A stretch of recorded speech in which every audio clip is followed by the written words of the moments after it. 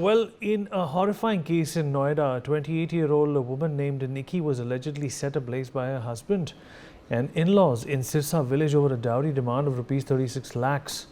Police confirmed that Nikki succumbed to her injuries while being shifted from Noida's Fortis Hospital to Delhi's Safdarjung Hospital. Her husband, Vipin Bhati, also aged 28, has been arrested, while his father, Satyavir Bhati, and brother, Rohit Bhati, are on the run. The FIR also names Nikki's mother-in-law Daya. Meanwhile, her husband, shot in the leg by police during an escape attempt, continues to show no remorse, stating, "I did not kill her. These kinds of fights happen between husband and wife."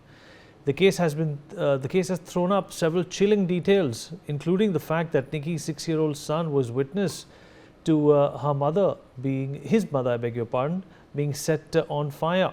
Chilling videos of the incident have also surfaced showing Nikki being assaulted and dragged by her hair, while another captures her limping down the stairs after being set ablaze. The case has triggered widespread public horror and protests, throwing the archaic practice into focus once again. Well, as we are faced with this horrifying case, one must also remember that dowry-related cases and deaths are not as few and far between as one might think. Let's in fact delve into some of these stats and then we will discuss. I'm going to go over to the big screen and try and tell you that this archaic practice, which was supposedly against the law and prohibited somewhere at the start of the 20th century, still prevails in our country. Just look at these numbers. Cases registered under the Dowry Prohibition Act in 2018 alone, to begin with, it was around 12,000, moving up to 13, 10, 13 again in 21, and in 2022, 13,479 cases of dowry cases were registered at the police station. Dowry-related deaths in India, this is also another horrifying stat, from 2018 up to 7,167 in 2018 to 2022 up to 6,450 in 2022. This is a number which has more or less been consistent.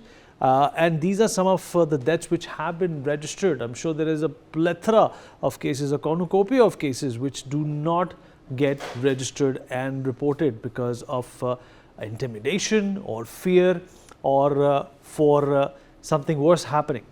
Well, dowry-related deaths in India, the average of 7,000 dowry deaths every year between 2017 and 2022 is a very despondent, a dismal figure for a country which claims to have abolished this malified practice. 80% of dowry deaths happened in 5 states alone, and UP has the bragging rights to that, with almost 12,000 deaths taking place in Uttar Pradesh, followed by Bihar, Madhya Pradesh, West Bengal, and Rajasthan. This is obviously a very, very concerning number when it comes to a law which has not only been hated, demolished, abolished, and done with, but it is also something which is perhaps the worst fear for any woman who's looking to settle down, have a life without the stress or the burden or encumbrance of giving dowry to anyone. We'll talk about this with our guest. Joining us on the program at this point in time is Brinda Adige, women rights activist, Dr. Charu Wali Khanna, former member of the NCW, also with us on the program, Shamshavish Rain, a lawyer of the Supreme Court, also joins us on the broadcast, and last but by no means the least, Joyita Basu, editor of the Sunday Guardian, is with us on the program as well. Joyita, are you startled and shocked at these numbers that I have just put forth to you and the audience as well? On an average, 7,000 women have died in a span of about 7 years in India, most of them in a state like Uttar Pradesh. What's your, I mean, a lot of us don't even think about dowry anymore, living in modern India. But the fact of the matter is that when it comes to rural India, it is still a norm, it is still a practice, it is still being done unlawfully. Joyita? Yeah, you see, it is not just a norm, it happens in almost every wedding. This is a topic, we think that the laws are very, strong nowadays. So as a result of which people will not be, I mean, such incidents do not take place. You see, what we are talking about is these so many deaths But you see, this is compared to nothing in terms of the number of cases that you have. And you see, this is extremely common. And if you are going to talk to certain people, I would say yes, maybe rural, semi-rural areas. I'm not very certain about urban areas, although I would say even in urban areas, maybe about 5, 10 years back, this was quite rampant, perhaps not so much rampant now any longer.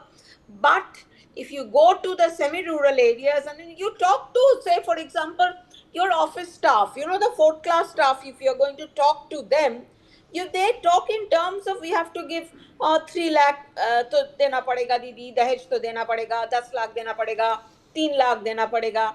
This is absolutely rampant. Ladki ka shadi hai, dena to padega. And you see, and how are we going to recover that money? लड़का, if there is a लड़का को शादी कराना है, उससे पैसा ले उठा लेंगे. You see, so this is so common that it is unbelievable. But you see, I mean, the whole point is that this, the sensitization is not there. Such incidents take place when it is ultimately the girl's family that insists that the girl should stay back. You adjust with your in-laws. If there is a divorce, if you leave your husband, what will society say? What will your relatives say? You see, you are a girl. I mean, it's unbelievable for people like us to imagine a situation like this. But all these things are happening. And the most tragic part about this incident is that this torture has continued even after 6 years of our marriage. You see? So, I mean, why was this girl still with the family? Why wasn't she brought back to her home by her parents? You see, this cannot happen overnight. This torture has been sustained, it has been going on.